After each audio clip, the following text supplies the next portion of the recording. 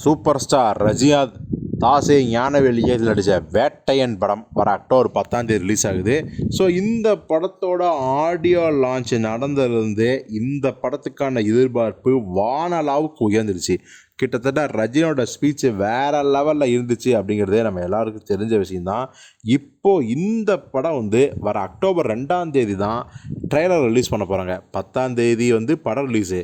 8 நாட்களுக்கு முன்னாடியே, கிட்டத்தட்ட ஒரு வாரத்துக்கு முன்னாடியே இந்த படத்தோட ட்ரெய்லர் ரிலீஸ் பண்ண போகிறாங்க.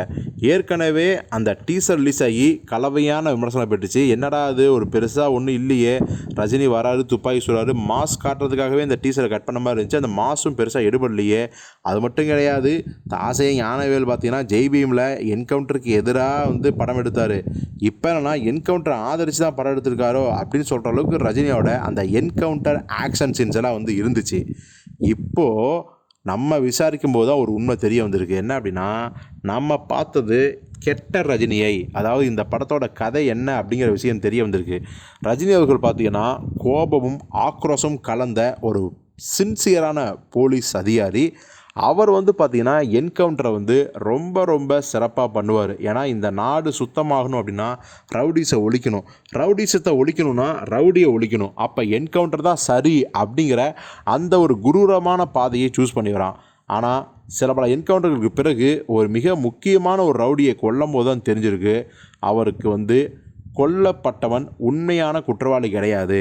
இந்த அரசியல்வாதிகளின் பகடைக்காயாக தான் நாம் இருக்கோம். ஸோ அது தெரியாமல் ஒரு அப்பாவியை கொன்னுட்டோமே அப்படின்னு ரொம்ப ஃபீல் பண்ணுவாராம். ஸோ அதுலேருந்து தான் ஒரு முடிவு எடுக்காரு. இந்த என்கவுண்டருங்கிற விஷயமே தமிழ்நாட்டுக்கு மட்டும் இல்லை, ஒட்டுமொத்த இந்தியாவுக்கும், ஏன் உலகத்துக்கே கூட இது ஆரோக்கியமான விஷயம் இல்லை. மனிதனின் உயிரை மனிதனே எடுக்கிறது அப்படிங்கிறத விட பாவச் செயல் வேறு எதுவுமே இல்லை அப்படின்னு முடிவு பண்ணி நம்ம ரஜினி அவர்கள் என்கவுண்டருக்கு எதிராக படம் முழுக்க எப்படி ஜெய்பீம் சூர்யா படம் முழுக்க வேறு லெவலில் பட்டை கிளப்பினாரோ அதே மாதிரி ரஜினி பட்டை கிளப்பாராம் இந்த அரசாங்கத்துக்கு எதிராகவும் அந்த சிஸ்டத்துக்கு எதிராகவும். ஸோ இதைத்தான் ரொம்ப ரொம்ப ஹைட் பண்ணி வச்சுருந்தார் நம்ம தாசே ஞானவேல். ட்ரைலரில் பார்த்தீங்கன்னா ரஜினியோட மாசும் என்கவுண்டரை ஆதரிக்கக்கூடிய ஒரு நபரோ அப்படின்னு நினைக்கிற அளவுக்கு கட் பண்ணியிருந்தாங்க. ஆனால் விஷயம் இதுதான். ஸோ நிச்சயமாக இந்த வேட்டை ரிலீஸ் ஆச்சு அப்படின்னா ஜெய்பீம் எப்படி ஒரு மிகப்பெரிய பரபரப்பை உண்டாக்குச்சோ அதே மாதிரி இந்த படத்துலையும் ஞானவேல் தொட்டிருக்கிற அந்த கதை ஒரு மிகுந்த அதிர்ச்சியை உண்டாக்கும், இந்தியா முழுக்க பரபரப்பை உண்டாக்கும் அப்படின்னு தான் சொல்கிறாங்க. பொறுத்திருந்து பார்ப்போம்.